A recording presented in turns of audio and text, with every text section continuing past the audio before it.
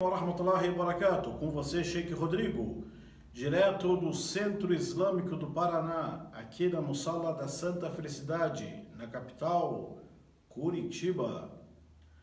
Queridos irmãos, prezadas irmãs, dando continuidade nas aulas de estudo corânico que nós começamos nas semanas passadas, onde falamos anteriormente que iríamos comentar as 10 últimas suras do Alcorão.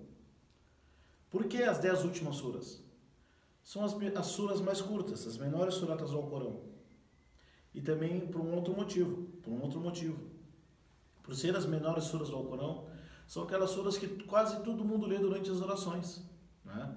São aquelas suras pequenas, poucos versículos, que são as primeiras suratas do Alcorão que uma criança aprende.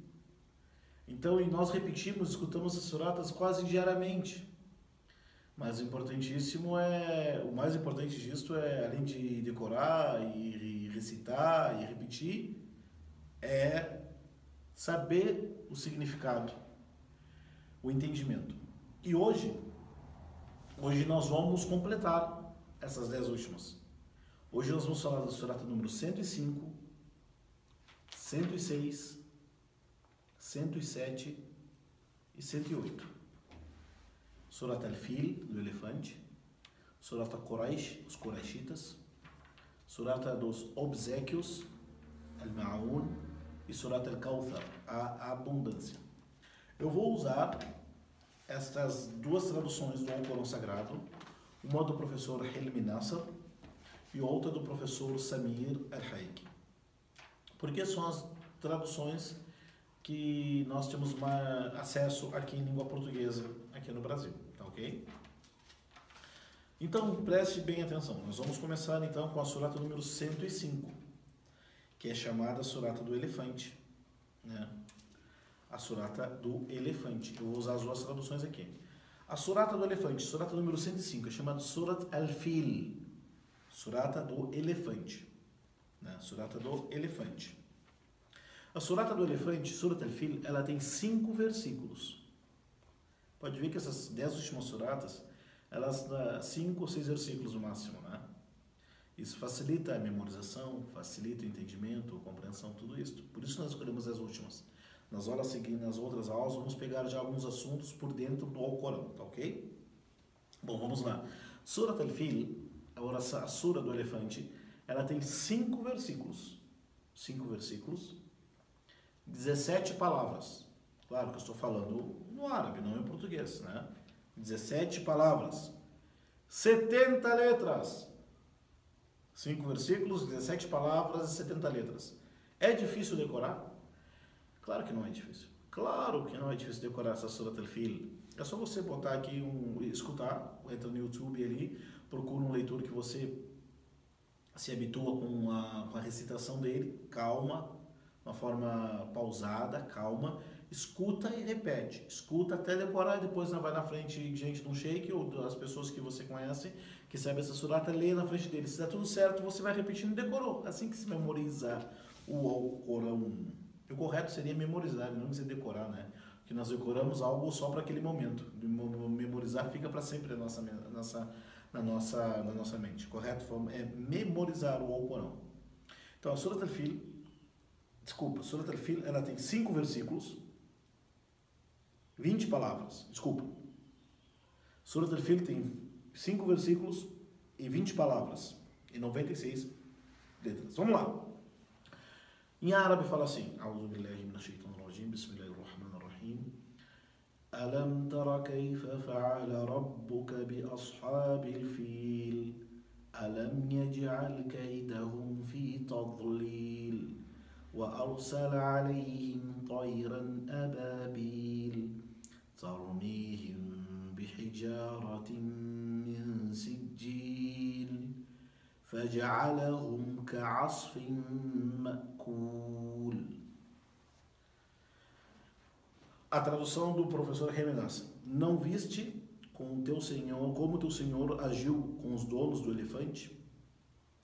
Não fez ele a sua insídia ficar em descaminho, e contra eles enviou pássaros em bandos, que lhes atiravam pedras de sigil, então tornou-se como folhas devoradas. A tradução do professor Samir Haik. Não reparaste no que teu senhor fez com os possuidores do elefante? Acaso não desabaratou as suas conspirações? Enviando contra eles um bando de criaturas aladas, que lhes arrojaram pedras de argila endurecida e deixou as plantações devastadas pelo gado, como as plantações deles tivessem devastadas pelo gado. Surata Fil, ela foi uma das primeiras suratas a serem reveladas, claro. E por que ela é chamada de Fil? O elefante, né? Sendo que na Arábia não existia elefante. Por um episódio, um acontecimento, que é acontecimento, inclusive os árabes, eles marcavam, o calendário dos árabes, eles conheciam os meses, conheciam os dias, mas o ano dos árabes é para os acontecimentos grandes. Foi chamado o ano do elefante, Am al-Fil, o ano do elefante. Por que foi chamado do ano do elefante? Por causa deste episódio aqui. Os árabes, então, o marco zero dos árabes, né, pré-islâmico, um dos marcos zero, vários, foi chamado o ano do elefante. E coincidiu que foi o ano que o profeta Muhammad sallallahu alaihi wasallam nasceu em Meca. O que é o ano do elefante?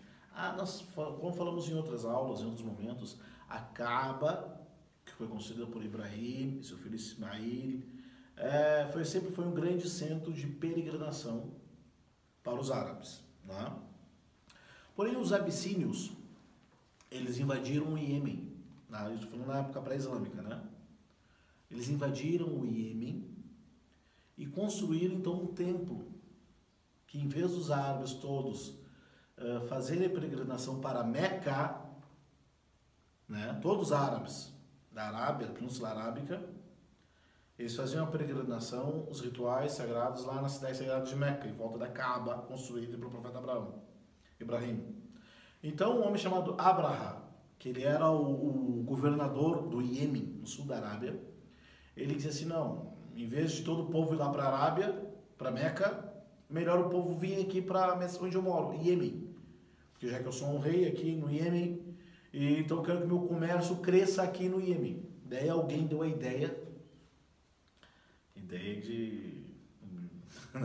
não vou falar, mas era uma ideia, construa uma Kaaba aqui no Iêmen, e daí vai todo mundo, em vez de ir para Meca, ir para o Iêmen. Ele mandou construir uma construção parecida com uma Kaaba lá no Iêmen.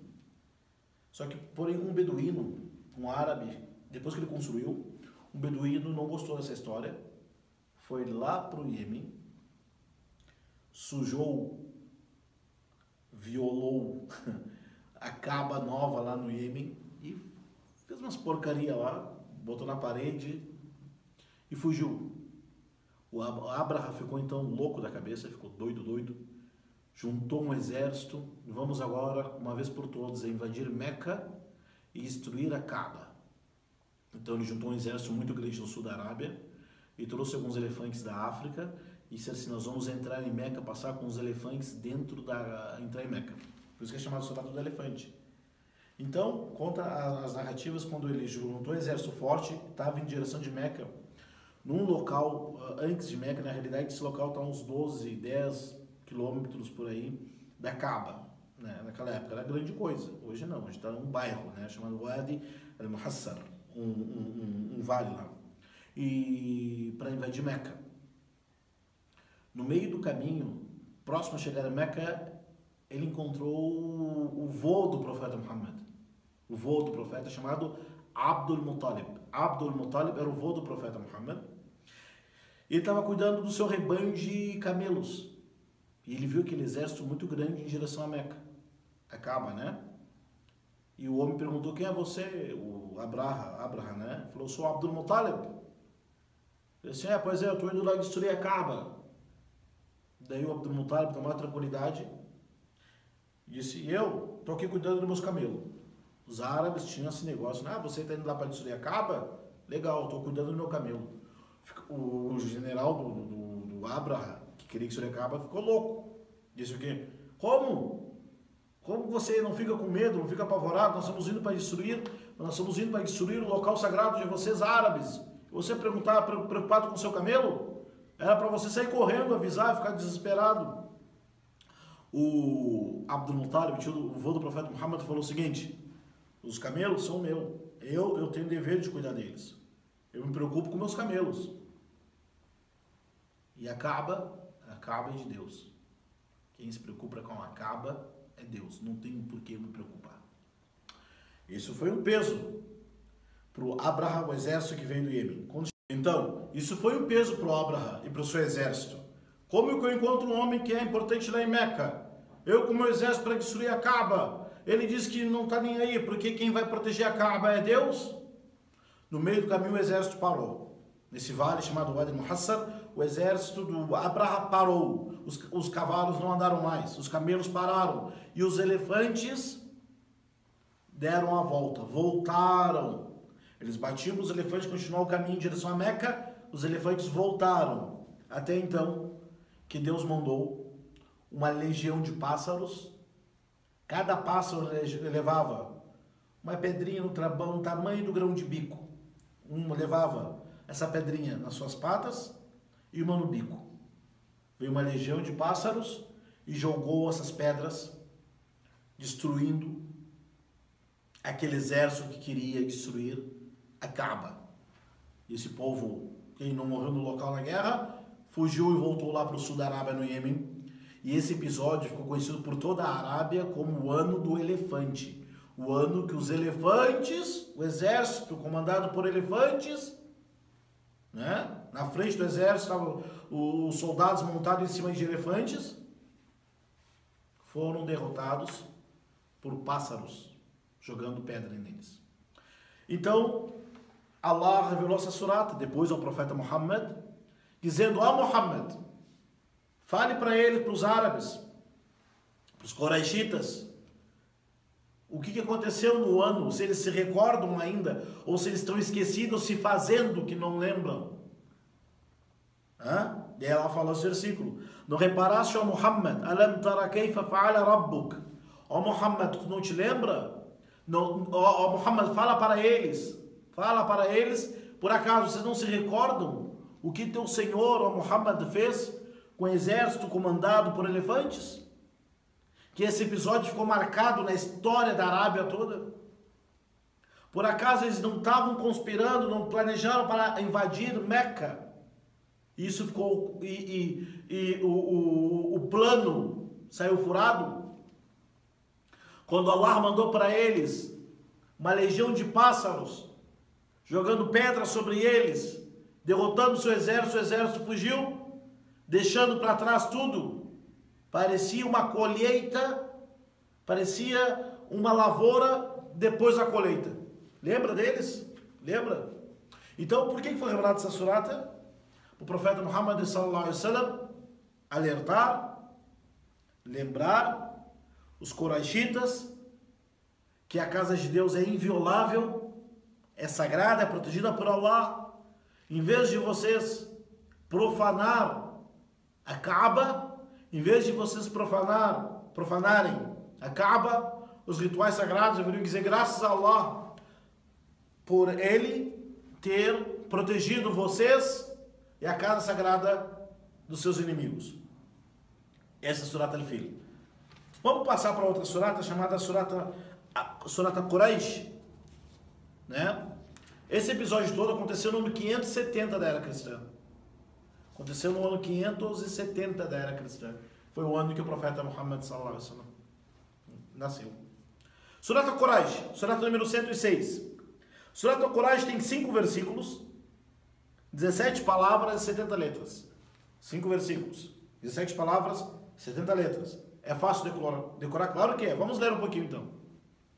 Bismillahirrahmanirrahim. Li'ilafi Quraish. إيلافهم رحلة الشتاء والصيف فليعبدوا رب هذا البيت الذي أطعمهم من جوع وآمنهم من خوف. Essa surata número 105, então nós falamos que é o episódio do elefante. Deus mandou os pássaros para destruir o exército do elefante, comandado por soldados montados em cima do elefante.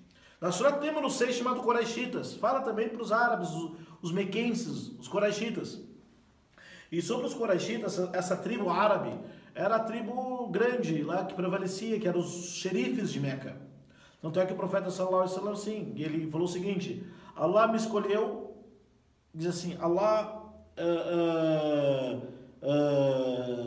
escolheu, elegeu entre os filhos de Ismael um homem chamado Kinana, a tribo dos Kinana. E escolheu entre os Kinana, Quraish. Escolheu entre os Quraish os Bani Hashim. Escolheu entre os Bani Hashim, eu fui escolhido para ser o profeta. Então Quraish é a tribo majoritária do profeta Muhammad sallallahu alaihi wasallam. Quraish tem várias tribos pequenas ali, clãs, né? Quraish é a tribo grande lá em Meca. Até hoje existe o nome Qurashi, as pessoas conhecidas lá na Meca. Muitos moram em Jeddah, muitos moram em Taif. Tem até um amigo meu, dois amigos, um sheikh lá que mora em Jeddah, gente fina. Sheikh Hilal al-Qurashi, gente fina. Bom, Surata dos Quraish, os Quraishitas. Assim como a Surat al-Fil fala para os árabes, os Quraishitas se lembrarem do passado deles, lembra agora do presente. Olha o que fala essa surata.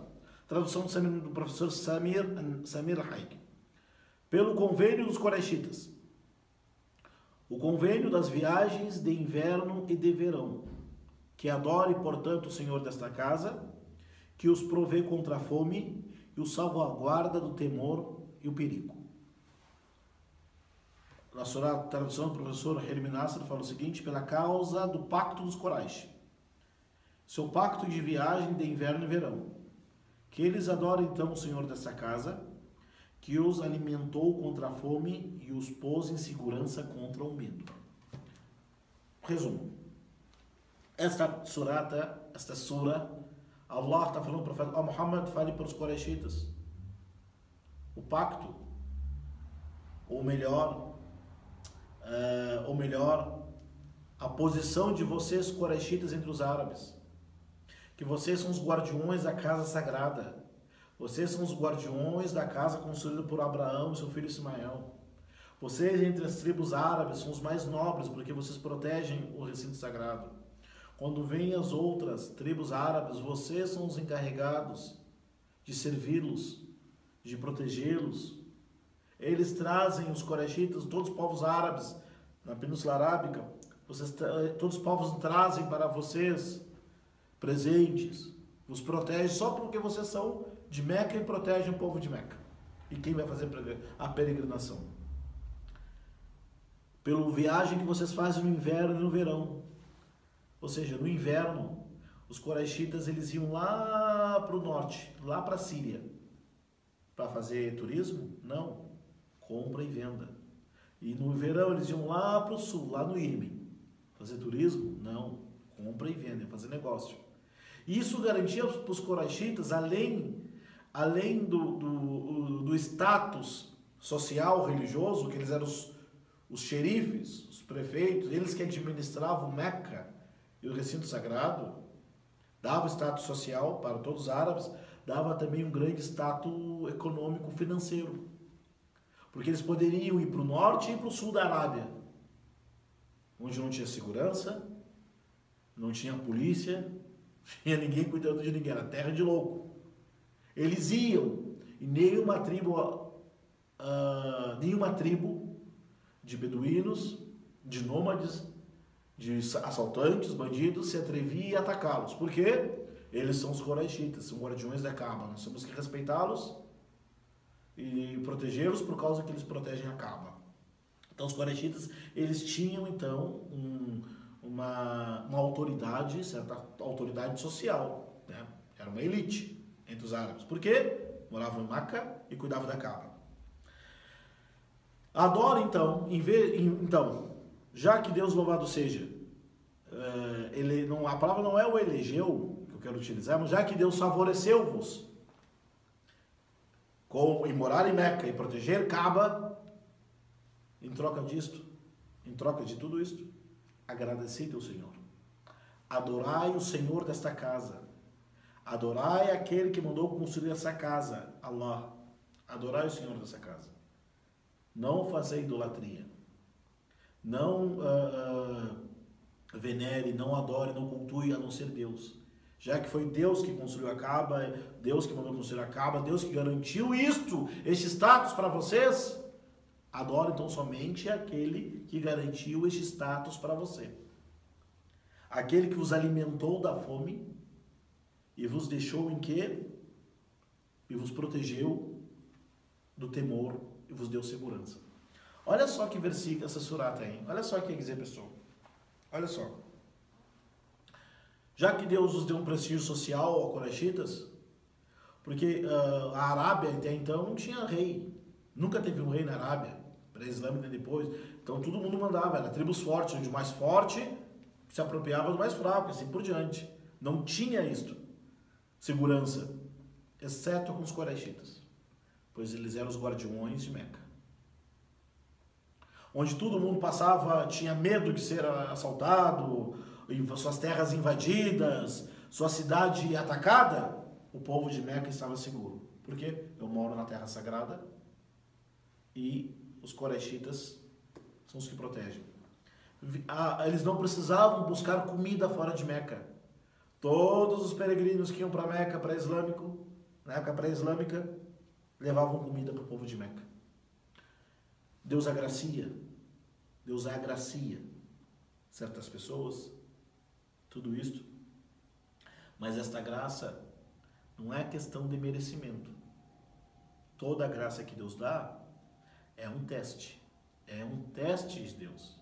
O que você vai fazer com aquilo que Deus te agraciou? Deus lhe deu segurança, lhe deu prestígio, você não passa fome, não tem medo. Tudo isso que Deus te agraciou, você vai fazer o quê? Vai agradecer a outro? Vai ser fiel com quem? Com Deus ou com outros? Então Deus revelou essa surata para o profeta Muhammad lembrar os Coraxitas da dádiva infinita de Deus com eles. Presta atenção no último versículo, versículo 4, que vos alimentou da fome e vos garantiu a segurança contra o medo. Não há dúvida que talvez a pior das calamidades, a pior das catástrofes é a fome. E nós vivemos no mundo hoje, como é que pode, em 2017, vamos falar assim, né? 2017, a era da tecnologia, como diz alguns, nós já vivemos a pós-modernidade e tem pessoas que passam fome. Incrível, né? Pessoas que passam fome. E aqueles que não passam fome não têm segurança. Então, a pessoa estar saciada de comida, ter o que comer e beber, independente da quantidade e onde, com quem ela está comendo e bebendo. Comer e beber,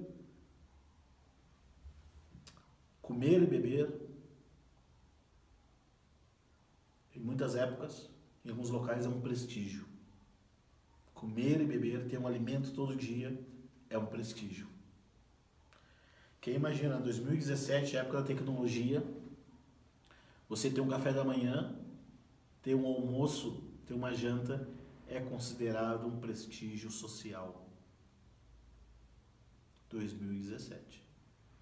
Você sair de casa, ir para o trabalho e voltar de casa, voltar do trabalho para casa em paz, não ser assaltado, não sofrer latrocínio, não chegar em casa, sua casa foi invadida, como acontece muito aqui no Brasil, não acontecer isto com você é um prestígio hoje. Quantas pessoas podem dizer, eu nunca fui assaltado? Quantas pessoas podem sair em paz, de noite, de dia, sem medo de ser assaltado? A segurança é um prestígio. A segurança é uma dádiva de Deus. E ter que comer e beber é uma dádiva de Deus. Então o profeta Muhammad veio com essa sura para falar para os Coraxitas lembrarem disto, em vez de agradecer outros que não fosse Allah, agradeçam a Allah, por Allah vos agradecer, por Allah ter vos abençoado. Vê que a Surat Al-Fil tem uma ligação com a Surat Quraysh. E o Umar ibn Khattab, como está mencionado no Sunan, ele chama de Sunan al-Baghawi, ele quando lia Surat al-Fil e a Surat al-Qur'an, ele sempre lia junto, na oração, né? Ele sempre lia junto essa surata. Ok. Vamos para a última surata, para a penúltima. Vamos lá? Vamos terminar hoje? Beleza. Surata Os Obséquios, Al-Ma'un, número 107. É a surata número 107. O professor Helmi traduziu com surata do adjutório. Bom, vamos ver. Revelada em Meca. Ela tem 7 versículos. Surata Al-Ma'un tem 7 versículos. Tem 25 palavras. 125 letras. Surata Al-Ma'un. Ela começa assim. Bismillahirrahmanirrahim.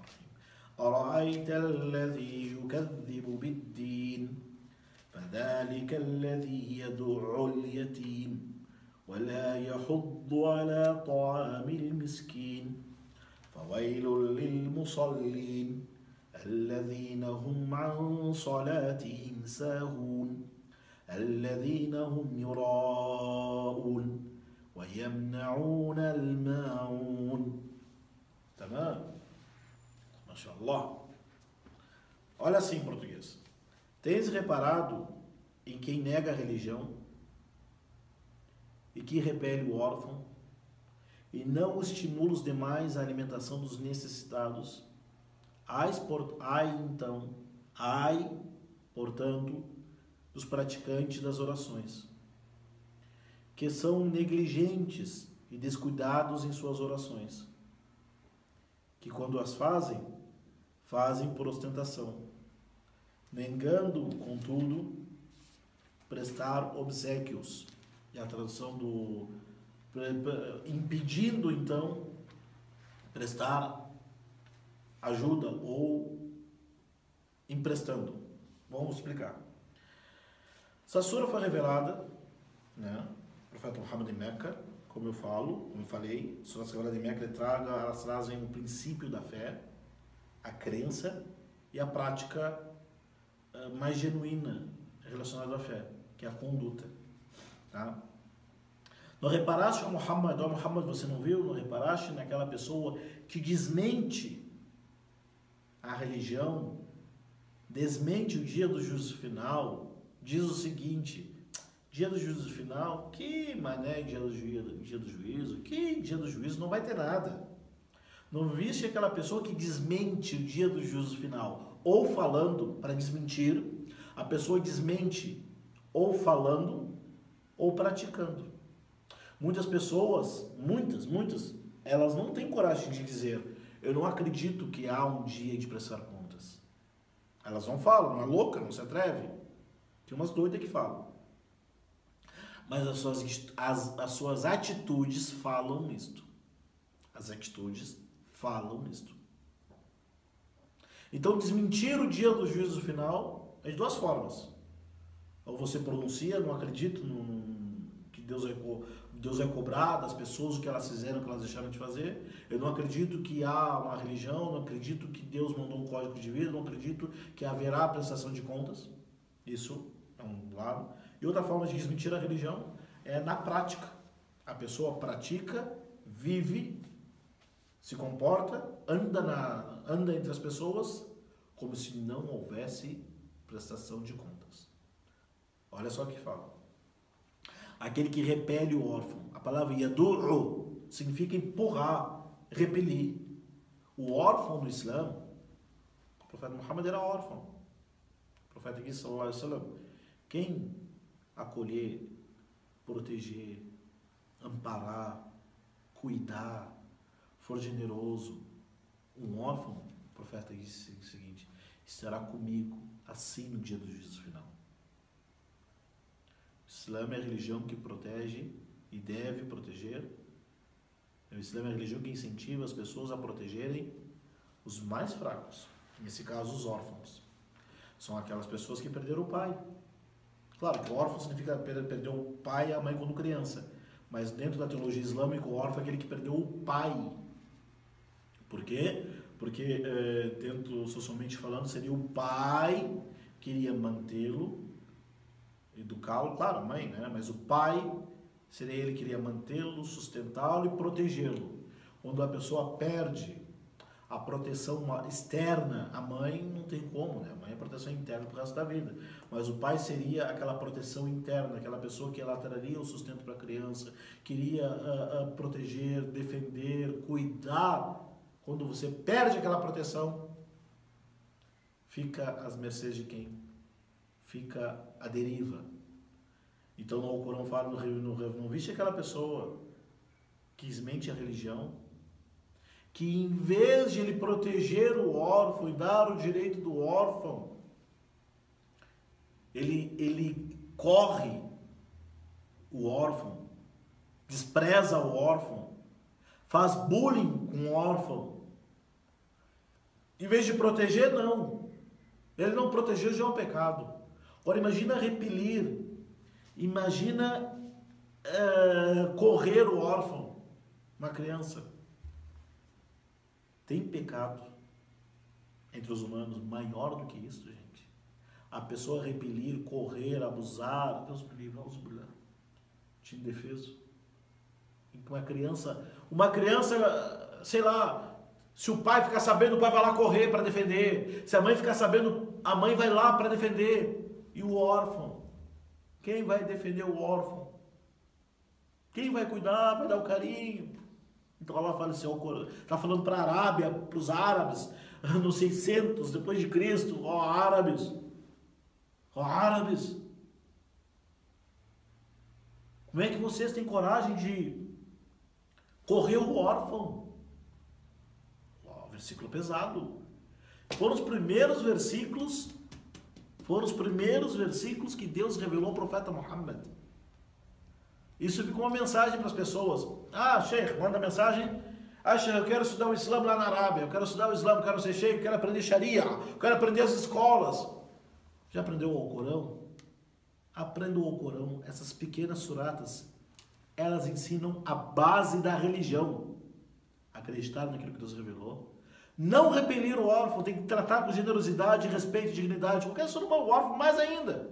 Imagina repelir. Então o Alcorão fala... Reparaste naquele que desmentiu, ainda repele o órfão e não estimula a alimentar os necessitados. Duas coisas nesse versículo. Se ele não estimula, se ele não incentiva a alimentar, a saciar, matar a fome dos mais pobres coitados, você acha que ele mesmo faz isso? Você acha que ele mata a fome das pessoas? Você acha que essa pessoa que diz, não, tem uma pessoa pedindo, pelo amor de Deus, estou passando fome, preciso de comida, preciso de água, eu estou precisando. Se eu bati na sua porta é porque todo mundo já fechou para mim. Estou precisando. E a pessoa, ela não tem dinheiro para ajudar, no caso, não tem comida para ajudar, mas ela fala assim: olha, eu não tenho como te ajudar, mas é melhor, pessoal, não ajudem ele. Eu não quero ajudar, acabou. Mas o que tu ganha dizendo para as pessoas não ajudar quem precisa? Falando quem precisa de verdade. Não um sem vergonha que aparece na internet aí pedindo dinheiro, pedindo isso daí. Não. No Islã, quem pede não ganha. A não ser em casos extremos. Tá? Então, tu imagina a pessoa, em vez de alimentar o necessitado, em vez de tratar com afeição, com empatia o necessitado, ele faz o desserviço moral, religioso, social, ético e indigno que está fazendo, dizer para as pessoas não incentivarem ainda. Ele deveria, então, em degraus, alimentar. Se ele não puder alimentar, ele indica. Se não puder indicar, não tem o que fazer mais.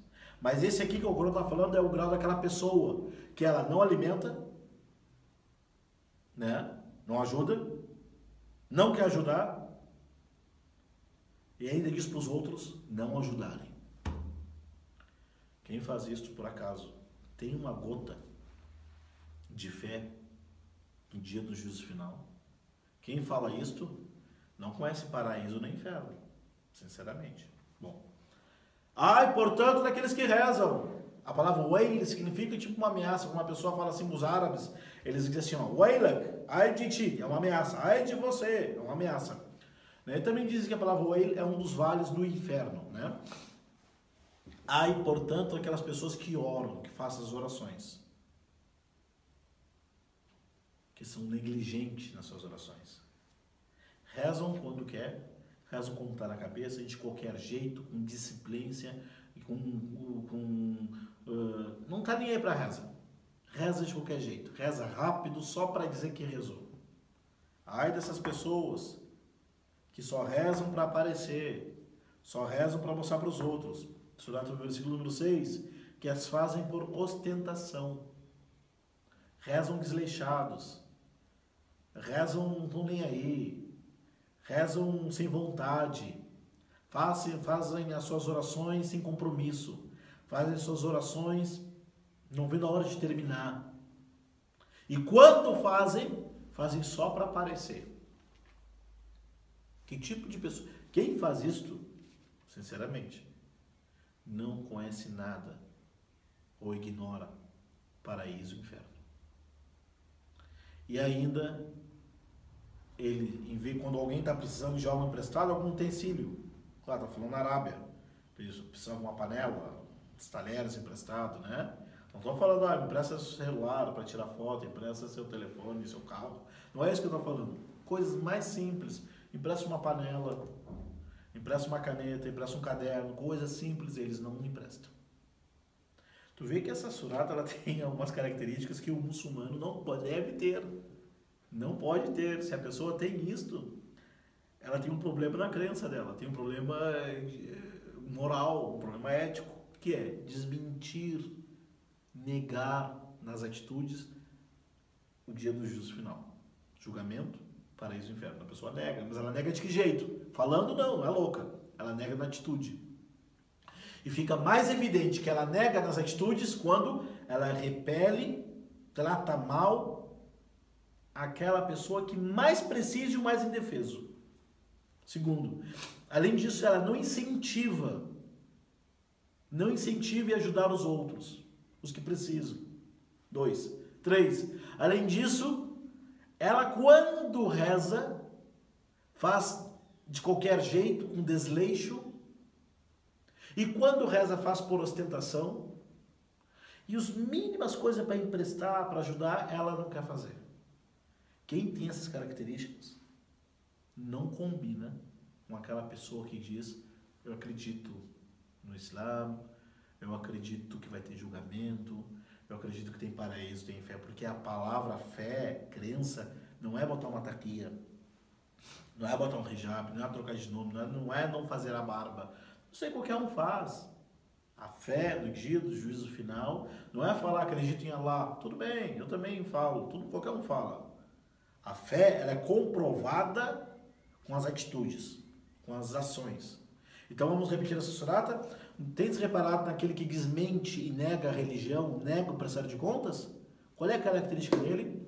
Ele repele o órfão, não incentiva a alimentar o necessitado. Então, quando ele reza, porque quando ele reza com descuido, com relaxo, e quando faz por ostentação, e ele se nega em ajudar a coisa mais simples que tem. Quem tem essas características, ou ela deve negar a existência do prestar de contas e dia do juízo final. E vamos terminar. Última surata que nós vamos falar é a menor surata do Alcorão, chamada Surat Al-Kawthar. Surata número 108. Que o professor Hermin Nasser traduziu como abundância e o professor Senahai também traduziu como abundância. Muitas coisas, abundante, né? Abundância. Surat Al-Kawthar, ela tem 13 versículos. Não, desculpa, tem 3 versículos. 3. 10 palavras. 42 letras. É a menor surata do Alcorão. Bismillahirrahmanirrahim. Inna a'tainaka al-kawthar. Fasalli li rabbika wanhar. Inna shani'aka huwa al-abtar. Fala assim em português. Em verdade, te agraciamos com a abundância. Reza, pois, o teu Senhor e faça o sacrifício. Em verdade, quem te odia será o privado de toda esperança. Já vou explicar. Por que essa surah foi revelada? O profeta Muhammad sallallahu alaihi wasallam, ele teve 8 filhos. Desculpa, ele teve 7 filhos, o profeta Muhammad. Desses filhos que o profeta teve, dos homens, né? Todos eles morreram quando crianças. Tinham 2, 3 anos, cada criança, né? O filho mais, o primeiro filho do profeta Muhammad, quando ele teve filho com a Khadija, ele tinha um filho chamado Al-Qasim. Al-Qasim era o primeiro filho do profeta Muhammad.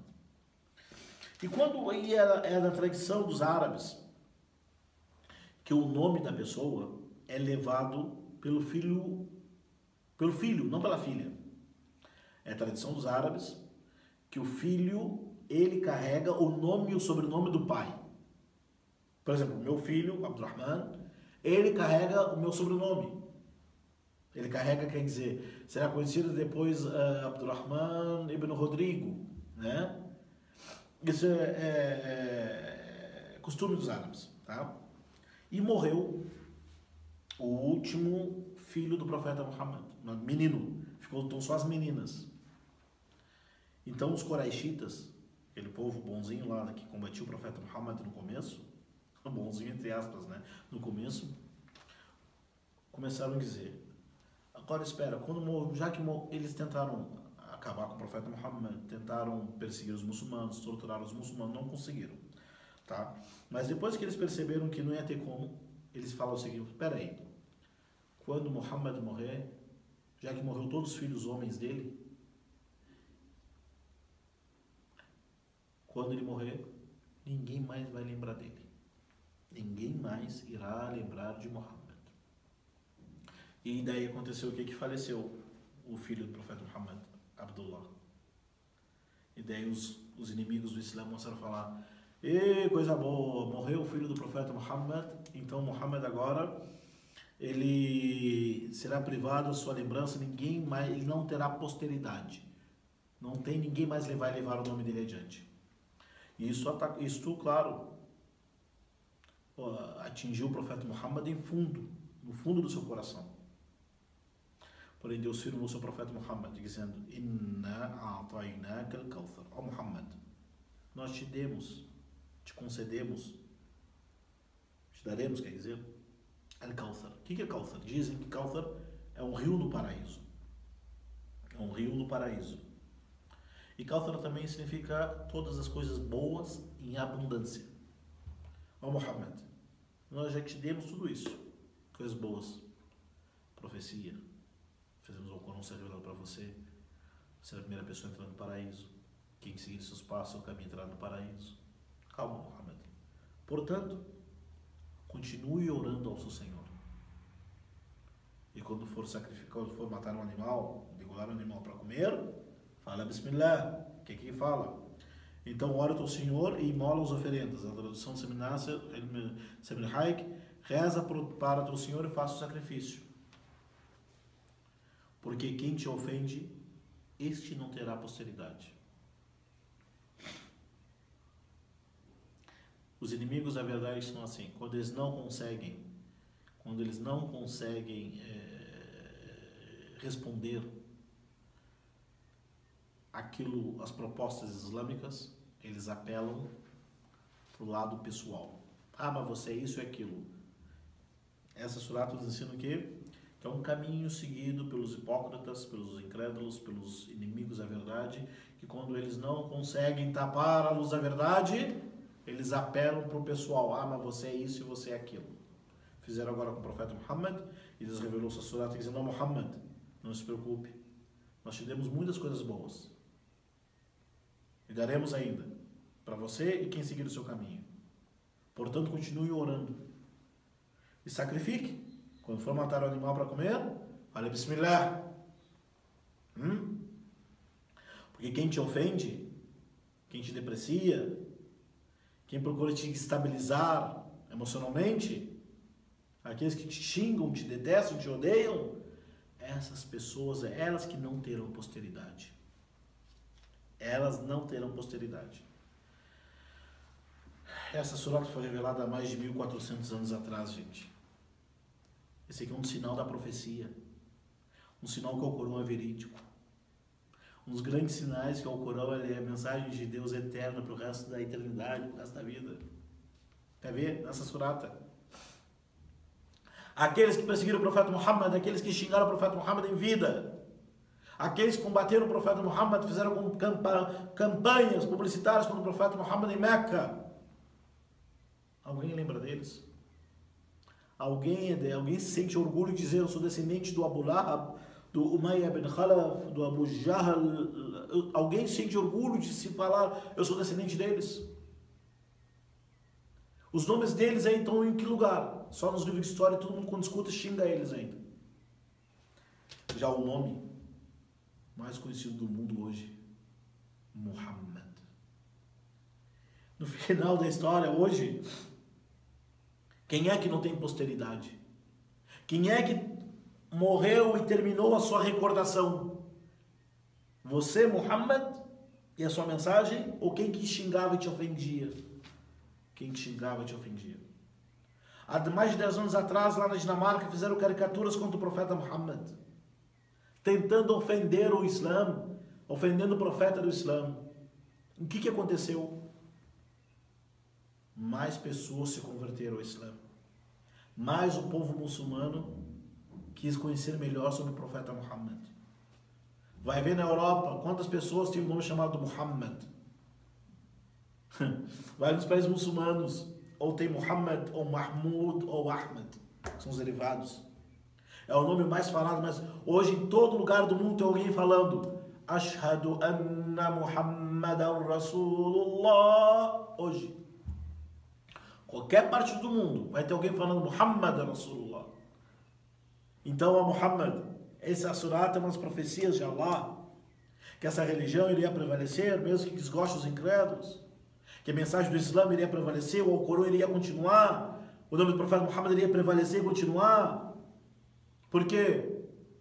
Quem te ofende, o Muhammad, agora, essa pessoa será esquecida. Essa pessoa só vai estar mencionada para xingar e ofender e sentir vergonha dela. O teu nome vai continuar até o dia do juízo final. 3 versículos. 25 palavras. 3 versículos. 10 palavras. Inna a'tainaka al-kawthar fasalli li rabbika wanhar inna shani'aka huwa al-abtar. Nós te demos abundância, muitas coisas boas. Continue orando, sacrifique em nome de teu Senhor, porque quem te ofende, este sim, não terá posteridade. Terminamos hoje então essa série de comentar as 10 últimas suratas do Alcorão. Na semana que vem, estamos preparando uma aula para pegar uns versículos fundamentais ali do meio do Alcorão ali. Agradeço a todos. Assalamu alaikum wa rahmatullahi wa barakatuh.